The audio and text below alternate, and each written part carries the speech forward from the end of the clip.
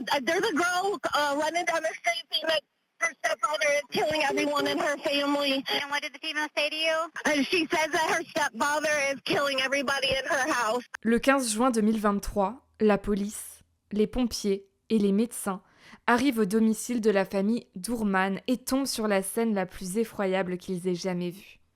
Je vais vous raconter leur histoire. Dans cette vidéo, je vais commencer tout de suite par les faits en vous expliquant en détail ce qui s'est passé au domicile de la famille Doorman. Et ensuite, on va essayer d'analyser la situation et de comprendre comment ça a pu arriver. Je tiens à vous préciser que c'est une histoire particulièrement difficile à entendre puisque les victimes sont de jeunes enfants.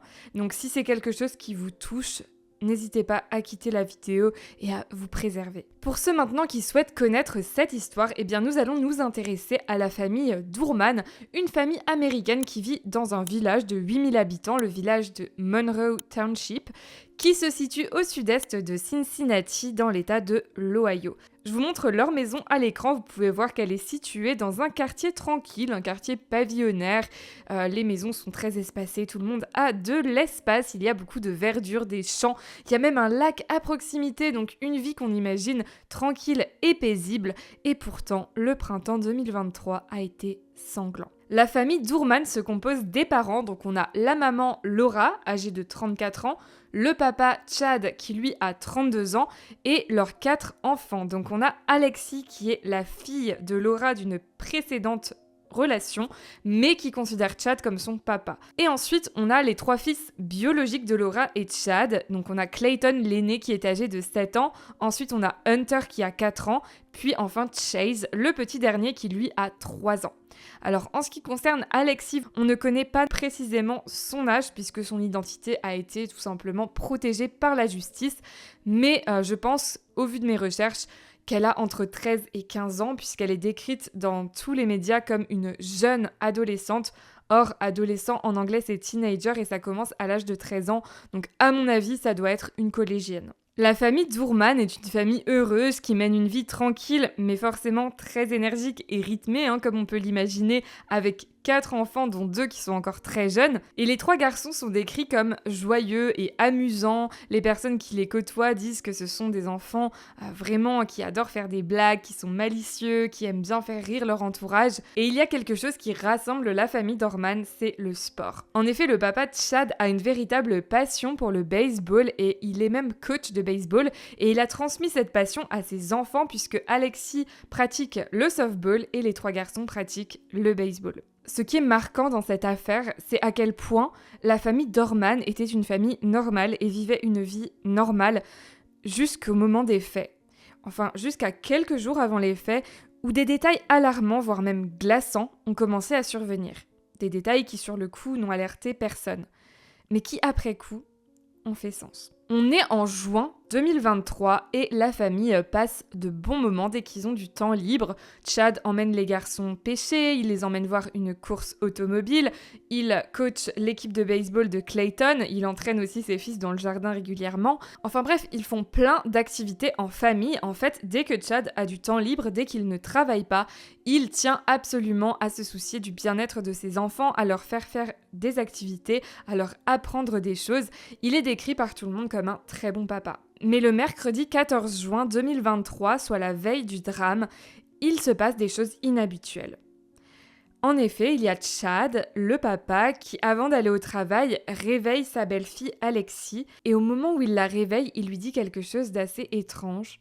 Il lui dit que si jamais il lui a fait du mal, eh bien, il en est vraiment désolé. En fait, il s'excuse pour toutes les choses qu'il ait pu faire de mal dans sa vie. Bon, soit ok, c'est sympathique de sa part, mais c'est assez bizarre d'avoir ton beau-père qui te réveille à 7h du matin pour te dire qu'il est désolé pour tout le mal qu'il t'a fait. Donc Alexis est un peu étonnée, mais elle prend. Dans la matinée, Chad a également cherché sur YouTube une chanson qui s'appelle Happy in Hell. Et c'est une chanson assez déprimante, on ne sait pas si ça représente son humeur du moment ou pas, mais en tout cas c'est une chanson qui parle d'amour. Le chanteur explique qu'il a l'impression de ne pas être une bonne personne, de ne pas être assez bien pour la personne qu'il aime, il a peur de ne pas la rendre assez heureuse, il ne sait pas comment s'en sortir et il se demande si finalement il ne serait pas plus heureux en enfer. Mais à part ça, la journée se déroule normalement et c'est même une très belle journée. Le jeudi 15 juin 2023, tout s'accélère. Le matin, Chad se rend au travail et puis plus tard dans la matinée, il se rend dans un supermarché Kroger. Alors, les supermarchés aux États-Unis sont un peu différents de ceux qu'on a chez nous, c'est-à-dire qu'il n'est pas rare qu'ils proposent, en plus de la vente de nourriture, etc., de la vente de médicaments et des services médicaux. C'est le cas des supermarchés Kroger puisqu'ils ont carrément une clinique à l'intérieur, une clinique qui s'appelle The Little Clinic. Et cette clinique permet aux gens de venir demander un avis médical sans rendez-vous. Voilà, quelque chose sur le moment, quelque chose de rapide, un peu en urgence comme ça. Ils peuvent voir un médecin et ils peuvent avoir des renseignements. Donc Chad se rend au niveau de cette clinique, mais il n'y reste que 2 minutes. Il est filmé dans la clinique, mais il ne parle à personne, il ne remplit pas de formulaire, rien du tout. Il reste 2 minutes et il repart. Pourquoi être allé dans cette clinique ? Eh bien, il se trouve qu'il s'était confié à sa mère sur le fait qu'il avait des pensées un peu troublantes, des pensées qui le gênaient et qu'il ne se sentait pas très bien mentalement. Et sa mère lui a donc conseillé de se rendre à cette Little Clinic afin de demander conseil. Chad s'y est rendu mais n'a pas demandé conseil, il est reparti. À midi, Chad déjeune en famille, c'est Laura qui a préparé le repas et au cours du repas, Chad prononce cette phrase étrange « C'est mon dernier vrai bon repas ». Alors Laura panique, elle se dit qu'il a l'air d'avoir des idées noires, c'est une phrase étrange à prononcer, elle se dit que forcément ça veut dire qu'il pense à mettre fin à ses jours, donc elle s'inquiète, mais Chad la rassure. À 12h50, Chad appelle son père Keith. Et il a une conversation somme toute normale avec son père, mais au cours de la conversation, sans contexte comme ça, il dit « Le plus difficile, ce sera Clayton ». Clayton, c'est son fils aîné, son fils de 7 ans. Mais il n'y a pas de contexte, il sort cette phrase comme ça. Donc Keith ne comprend pas, mais avant qu'il puisse demander plus d'explications à Chad, eh bien Chad change de sujet. Entre 13h et 15h, Chad est dans le jardin de sa maison, il jardine et il joue avec ses fils. Puis à 15h30, il va chercher une Bible et il en lit des passages à son fils Hunter, son fils âgé de 4 ans. Puis à 15h30, Bible à la main, il se met à faire le tour de la maison et à murmurer des paroles étranges. Chad, c'est ce qui est bien. Chad, c'est ce qui est bien. Chad, c'est ce qui est bien. Laura s'inquiète, elle lui dit qu'il lui fait peur, et lui répond en riant qu'il est juste en train de plaisanter. Aux alentours de 16h, Chad propose à Laura et au garçon de faire une petite sieste, et ils s'allongent tous dans le lit parental. Et ils s'assoupissent. Mais au cours de cette sieste, Chad se lève. Il se dirige vers une armoire fermée à clé qui se situe juste à côté du lit. Il ouvre cette armoire et il en sort un fusil. Un Marlin modèle 70 HC calibre 22. Pour ceux qui ne s'y connaissent pas en armes, il s'agit d'un fusil de chasse. Un fusil qui est destiné à tuer du petit gibier, mais également des gros animaux tels que des cerfs ou des sangliers. Laura le voit faire, elle se met à hurler. Elle est persuadée que ça y est, c'est vrai, il va mettre fin à ses jours. Elle avait déjà des doutes avec son attitude de la journée, mais là, elle le voit une arme à la main. Donc elle lui crie de ne pas faire ça, qu'elle l'aime. Les garçons aussi lui disent « Papa, arrête, on t'aime, qu'est-ce que tu fais? Fais pas ça !» Et Laura appelle même le 911, tellement elle est persuadée que Chad va retourner l'arme contre lui et elle veut essayer de le sauver. Mais Chad arrache le téléphone des mains de Laura et le lance à travers la pièce. Et il lui dit « Je ne vais pas mettre fin à mes jours. Il est trop tard. Trop tard pour sauver les garçons. » Puis il s'approche du petit Hunter, 4 ans, qui est toujours allongé sur le lit, et il l'abat froidement, de 2 balles dans la tête. L'opérateur du 911, qui est toujours au bout du fil, entend des hurlements de terreur, et il entend un enfant, à l'agonie, qui rend ses derniers souffles. Laura se jette sur le corps de son petit Hunter, tentant de le sauver comme elle peut, tout en hurlant à Clayton et à Chase de fuir. Alexis, l'adolescente donc qui regardait la télévision, s'est approchée de la chambre au moment où elle a entendu les cris et elle a vu son beau-père abattre son petit frère. Donc elle attrape Clayton, elle lui dit « Viens, on s'enfuit, il faut qu'on s'en aille ». Tous les deux quittent la maison, ils arrivent à fuir, ils courent à travers un champ. Et alors qu'Alexis se retourne pour voir si Clayton est toujours derrière elle, elle voit son beau-père qui les poursuivait, qui s'est arrêté pour viser. et il tire 2 balles dans le dos de Clayton, 7 ans, qui s'écroule. Chad s'approche ensuite de Clayton, grièvement blessé au sol, et lui tire 2 autres balles dans la tête, à bout portant. Clayton est mort. Chad porte alors le corps mort de son fils jusqu'à la maison et le dépose dans le jardin. Alexis, vous allez voir que cet enfant est incroyable, Alexis, malgré la peur, malgré ce qu'elle vient de voir, décide de retourner à l'intérieur de la maison pour tenter de sauver Chase, puisqu'il reste un enfant, Chase, 3 ans, le plus petit. Forcément, lui, il ne comprend pas trop ce qui se passe, il ne comprend pas trop ce qu'il est censé faire, donc logiquement, il est resté dans la maison à côté de sa maman parce que c'est ça qui le rassure. Donc Alexis l'attrape, elle le porte et elle s'enfuit de la maison, cette fois-ci par la route. Elle court sur la route avec Chase dans ses bras, mais Chad arrive à les rattraper et Chad lui ordonne de poser Chase au sol. Il la vise avec son fusil, il la menace, il lui dit qu'il va tirer si elle ne pose pas Chase tout de suite par terre.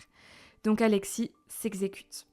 Chad s'approche de l'enfant, va pour lui tirer une balle dans la tête, mais son fusil est déchargé. Chase en profite pour courir de nouveau en direction de la maison.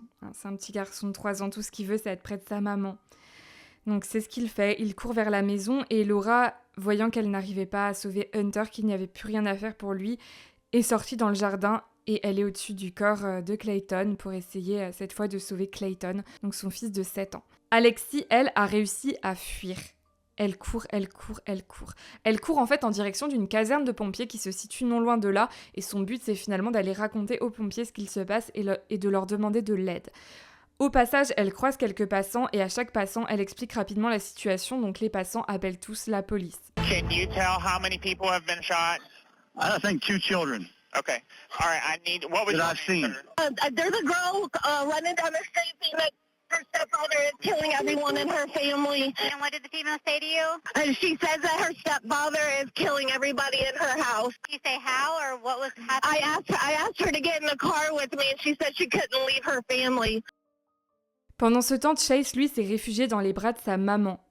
Laura le serre très fort contre son cœur.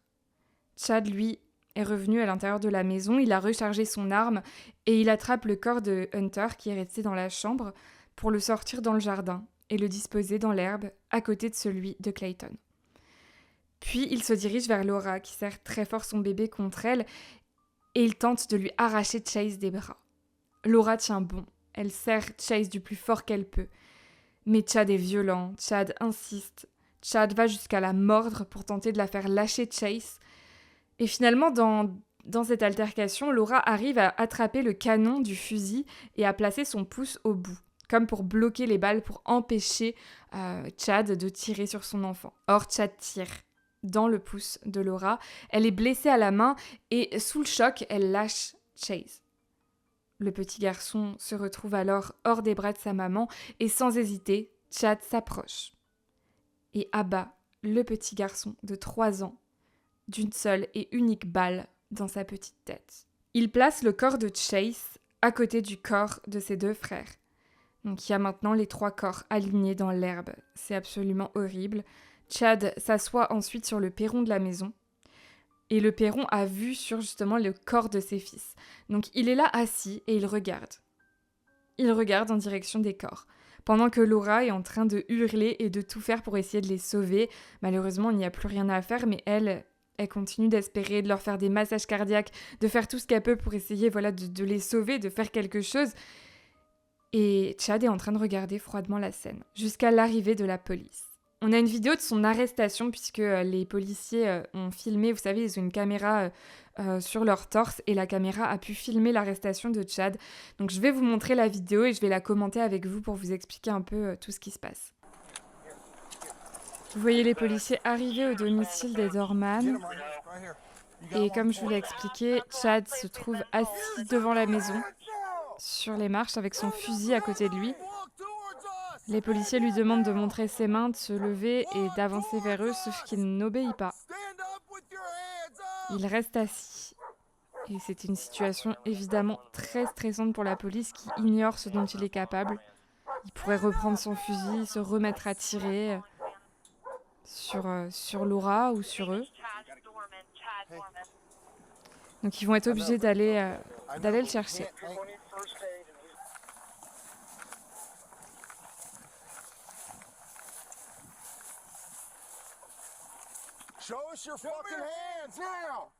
Voilà, ils lui redisent à nouveau de montrer ses mains, de se lever, mais à nouveau, Chad n'obéit pas. Donc ils vont être obligés de se jeter sur lui et de le menotter. Le carré noir, ce sont les corps des enfants. Avec Laura à côté en train d'essayer de les ranimer.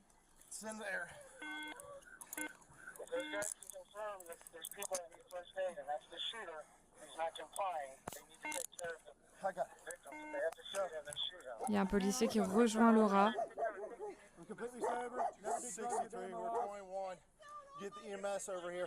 Et maintenant, on entend Laura pleurer. C'est terrible, en train de dire que Chad lui a volé sa vie. Que ses enfants sont tellement petits et elle demande aux policiers s'ils sont morts. Enfin, ils sont morts, n'est-ce pas, elle dit. Chad, pendant ce temps, vous pouvez le voir, est extrêmement calme. Hein. Il s'est laissé arrêter de manière assez tranquille. La tache que vous voyez dans son dos, je ne sais pas si vous avez fait attention, on va la revoir. La tache dans son dos, c'est une tache de sang. Et c'est le sang de son fils Clayton. Ça a été confirmé ensuite par ADN.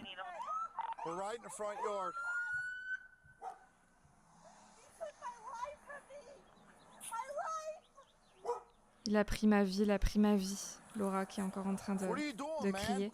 Voilà, vous voyez bien la tache de sang là dans son dos.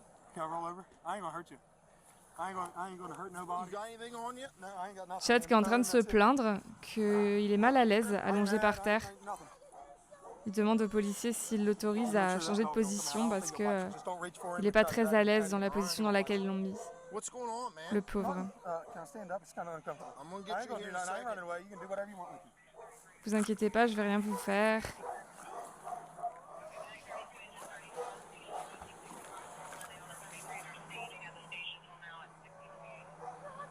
Et vous voyez qu'il avait vraiment vu sur le corps de ses enfants. Il était en train de regarder Laura pleurer et tenter de les ranimer. Et vous voyez aussi à quel point il est calme. Aucune émotion.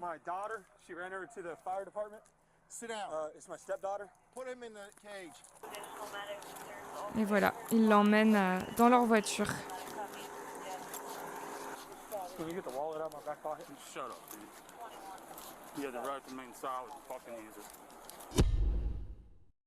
Vous avez pu voir dans la vidéo de l'arrestation de Chad à quel point il est calme, à quel point il ne montre aucune émotion. Et dites-vous que ça a continué comme ça encore un moment puisque les policiers l'ont ensuite arrêté, ils l'ont emmené dans leurs locaux et on a également une vidéo de ça. On a une vidéo de Chad qui est en train d'être préparé pour être mis en cellule. Dites-vous que c'est seulement quelques heures après qu'il ait abattu ces 3 garçons. Et il est hyper calme. C'est même pas calme, il est neutre. Il est neutre, comme si tout allait bien. Comme s'il était avec, je sais pas moi, avec des amis qui lui posent des questions et il répond. Enfin, il y a vraiment rien qui se passe dans son cerveau. On a l'impression que c'est une journée tout à fait banale pour lui. On voit les policiers lui poser des questions, lui dire de faire telle ou telle chose et puis il s'exécute, il répond naturellement aux questions. Il n'y a même pas un petit tremblement, même pas un petit bégaiement dans la voix, rien. Aucune émotion. Et finalement, c'est ce qui rend cette affaire aussi particulière et aussi difficile à accepter. On a envie de croire que Chad est fou, que Chad est quelqu'un d'horrible, que ce qu'a fait Chad était prévisible, qu'on savait que c'était déjà quelqu'un de mauvais, qu'il avait probablement un mobile, or ce n'est pas le cas. Chad est sain d'esprit, s'il a un mobile, on en ignore toujours la nature, et il ne regrette absolument pas son geste. Mais on va quand même essayer de comprendre dans cette partie ce qui a bien pu se passer. Chad, au moment de son arrestation, ne cherche pas à se défendre ou à minimiser les faits. Il avoue, il dit au policier qu'il est coupable, que c'est bien lui qui a fait ça et qu'il faut le mettre en prison. Et il dit même des choses lors de son interrogatoire qui sont vraiment glaçantes, qui augmentent encore plus sa culpabilité, puisqu'il explique aux policiers notamment que ça fait longtemps qu'il pense à tuer ses fils. Ça fait depuis octobre. On est en juin, ça fait donc 8 mois 8 mois qu'il câline ses fils, qu'il joue avec eux, qu'il leur dit qu'il les aime, qu'il leur parle de leur avenir, en sachant qu'il va les abattre. Et personne n'a rien vu venir. Il dit aussi cette phrase effroyable à la police : « J'aurais dû tuer Laura en premier parce qu'elle a essayé de les sauver. » Cette phrase, je vous jure que quand je l'ai lue, j'en ai eu des frissons. C'est terrible de se dire que cet homme voulait tellement que ses fils soient morts et être bien sûr qu'ils allaient être morts, que ça l'énerve de savoir que quelqu'un a tenté de leur porter secours. Ça l'énerve tellement qu'il regrette de ne pas avoir fait une victime de plus, histoire que ses fils meurent vraiment seuls, sans personne pour tenter de les sauver, sans personne pour les serrer contre son cœur. C'est horrible. Mais pourquoi vouloir à tout prix la mort de ces petits garçons ? Je vous rappelle qu'il s'agit d'enfants de 7, 4 et 3 ans. La seule chose que leur mort a changé dans la vie de Chad, c'est qu'il est parti en prison. C'est tout. Et souvent, on est dans un cas de figure où le tueur se donne la mort ensuite, ou alors on découvre que le tueur était en conflit avec la maman. Il y a par exemple un conflit concernant la garde des enfants, donc il fait ça finalement pour se venger ou pour faire du mal à la maman. Parfois, on découvre aussi qu'il y avait un lourd secret et que le tueur préférait que sa famille meure avant que ce secret n'explose et ne soit révélé au grand jour. Or là, à moins qu'on ne soit pas au courant, on n'est absolument pas dans ces cas de figure. Dans les médias, on a évoqué l'idée selon laquelle Chad aurait pu être une personne violente, une personne maltraitante, une personne qui faisait du mal à sa famille, qui leur faisait vivre un véritable enfer. Et ça, c'est à cause du témoignage d'un voisin. He was an asshole. Heard him. There wasn't a day he didn't yell at his wife and kids out there. What would he yell? All kinds of shit. He was just angry, yelling at her all the time, treating her like. Bien sûr, ce témoignage est à prendre avec des pincettes, puisqu'on ne sait pas à quel point ce témoignage est fiable. C'est un voisin, on le voit bien, qui ne connaissait pas la famille, il dit juste avoir vu et entendu des choses, mais quand la journaliste lui demande de préciser, il répond tout simplement « Oh, j'ai entendu plein de choses ». Il reste très vague, donc est-ce qu'il n'a pas simplement voulu avoir un avis et parler devant les caméras ? On ne sait pas, parce que les autres personnes de l'entourage de Chad disent tous que c'était quelqu'un de gentil, d'aimant, que c'était un bon mari, un bon papa, et qu'ils n'ont jamais rien eu à lui reprocher. Il y a cependant un autre élément qui va dans ce sens, qui vient appuyer ce que ce voisin a dit, et cet élément, c'est quelque chose qui figure dans le passé judiciaire de Chad. Chad a déjà été arrêté, je vais vous raconter.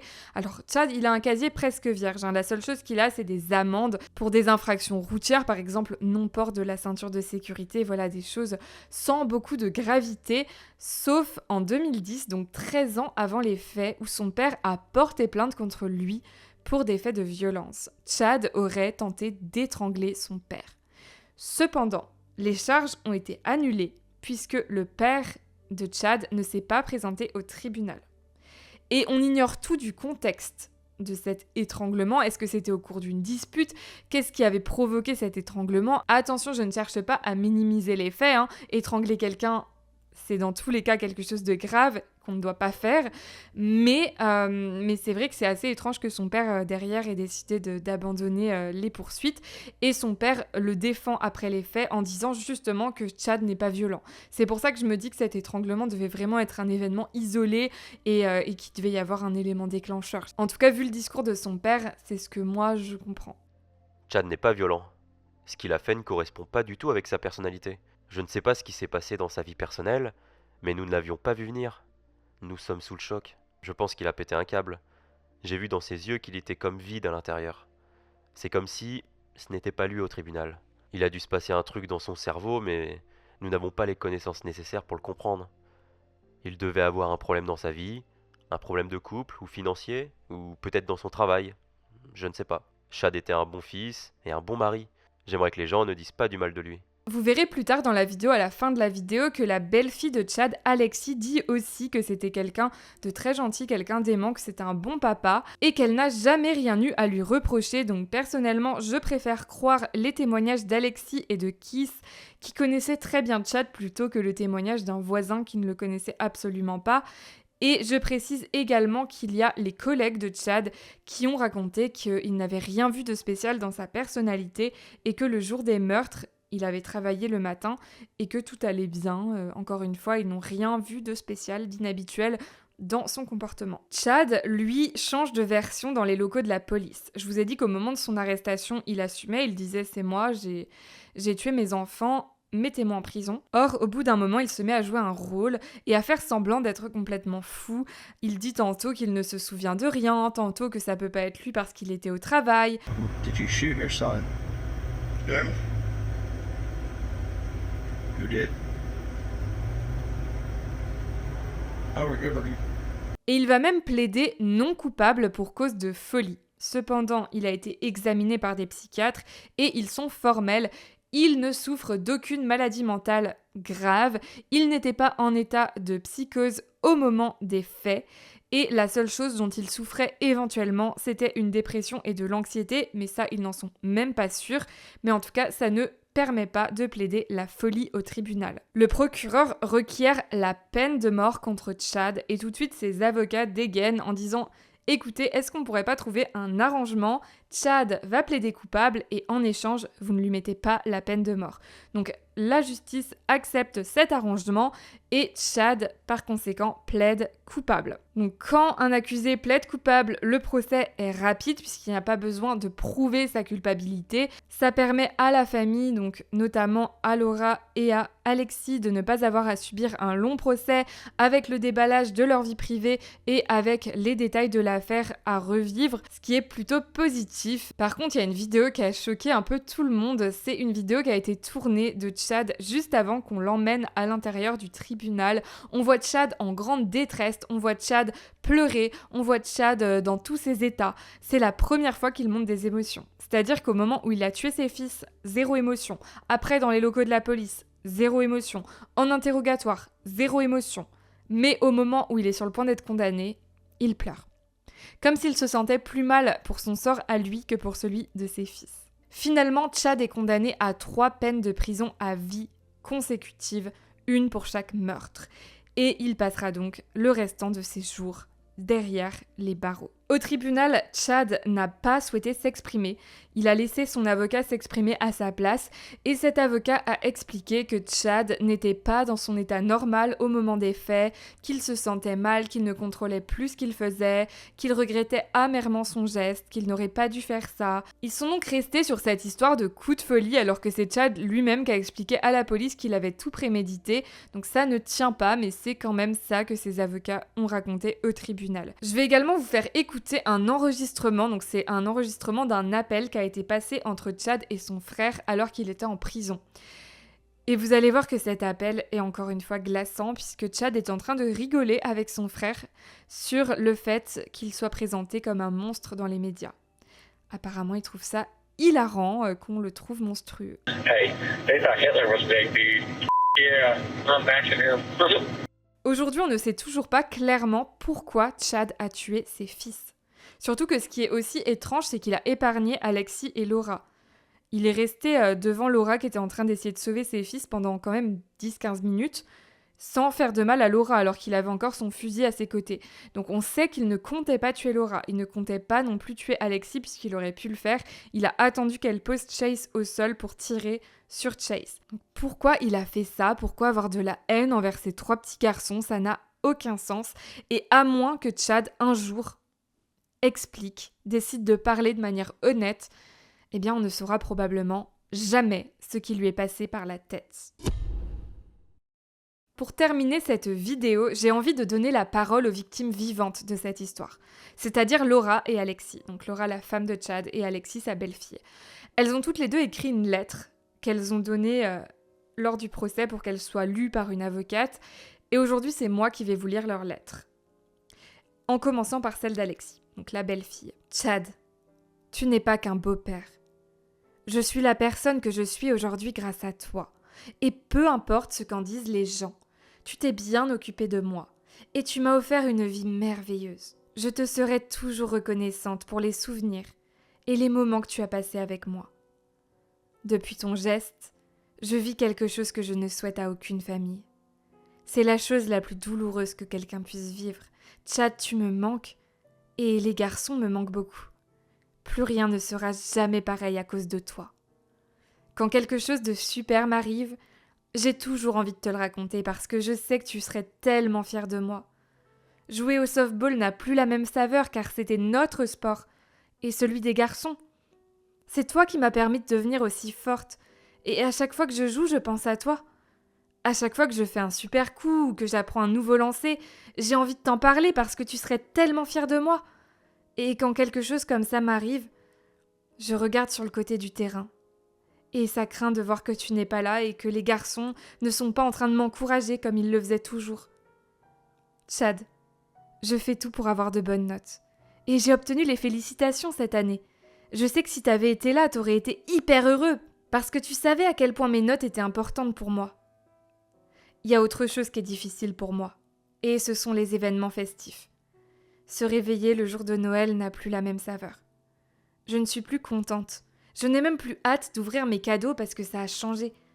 Je ne peux plus me réveiller tôt pour réveiller les garçons, je ne peux plus cacher le lutin, je ne peux plus faire toutes les choses amusantes parce qu'ils ne sont plus là. Tu les as tués. Chad, quand tu vas te coucher chaque nuit, je veux que tu penses au fait que quand tu as tué ces 3 garçons, tu as aussi pris ma vie et celle de ma maman. Chad, je pense que tu ne réalises pas à quel point c'est dur de se réveiller tous les jours et de voir mes amis et les autres gens autour de moi avec leurs frères et sœurs. Les entendre me raconter ce qu'ils ont fait avec eux pendant la journée ou à quel point ils sont heureux de les avoir dans leur vie. Ça me fait tellement mal parce que je sais que je ne vivrai plus jamais une seule journée avec mes 3 frères et qu'on ne pourra plus jamais créer de souvenirs ensemble. Parce que leurs vies innocentes ont été prises de manière rapide et horrible par leur propre père qu'ils aimaient inconditionnellement et en qui ils avaient confiance. C'est douloureux de te voir ici et de savoir que tu vas passer toute ta vie en prison. Parce que je n'aurais jamais imaginé un seul instant que tu puisses faire ça à tes propres enfants, à ta famille. Encore aujourd'hui, je n'arrive pas à accepter qu'ils sont réellement morts et qu'ils ne reviendront jamais. Chad, je vais être honnête avec toi. Je ne pourrai jamais te détester. Même dans 30 ans, je ne te détesterai pas. Parce que oui, tu as fait quelque chose d'horrible et de traumatisant, mais je garderai toujours précieusement les souvenirs que j'ai avec toi et les garçons, car ce sont des souvenirs joyeux. C'était les meilleurs moments de ma vie. Tu m'as offert une vie merveilleuse. Et tu as été le meilleur papa au monde. Je pourrais écrire encore pendant des jours, mais pour conclure, souviens-toi de ça. Je ne pourrai jamais de la vie te pardonner pour ce que tu as fait, et j'espère que tu vas payer pour ça. C'est ce que tu mérites. Mais je ne te détesterai jamais. C'était le témoignage bouleversant d'Alexis, et vous avez pu voir qu'elle considérait réellement Chad comme son papa, et qu'elle l'aimait beaucoup, et qu'elle semble également dire que lui aussi l'aimait beaucoup, et que c'était un très bon père. Maintenant, je vais passer au témoignage de Laura, donc l'ex-femme de Chad, qui est aussi la maman d'Alexis, Clayton, Hunter et Chase. Le 15 juin 2023, ma vie a changé pour toujours. Ma vie m'a été arrachée et détruite. Depuis cette date, j'ai passé chaque jour de ma vie à tenter de faire le deuil de mes 3 adorables, tout petits garçons. Je fais le deuil de Clayton, Hunter et Chase tous les jours. Et je fais le deuil de la vie qu'ils ne vivront jamais. Je ne peux plus les élever et les voir grandir. Ils me manquent tellement tous les 3. Leur rire, leurs bêtises, leur amour et leur soif de vivre me manquent. Avant, il y avait tellement de rire, de joie et de bruit. Maintenant, il ne reste que le vide et le silence. Je ferai n'importe quoi pour pouvoir les pousser sur la balançoire, les border, ou les entendre me dire « je t'aime » à leur façon, encore une fois. Tout a été anéanti, alors que j'aurais dû avoir encore une longue vie à leur côté. Je me demande comment une maman doit faire pour continuer sa vie sur Terre alors qu'il ne lui reste qu'un seul de ses enfants et que ces 3 autres ne seront plus jamais là.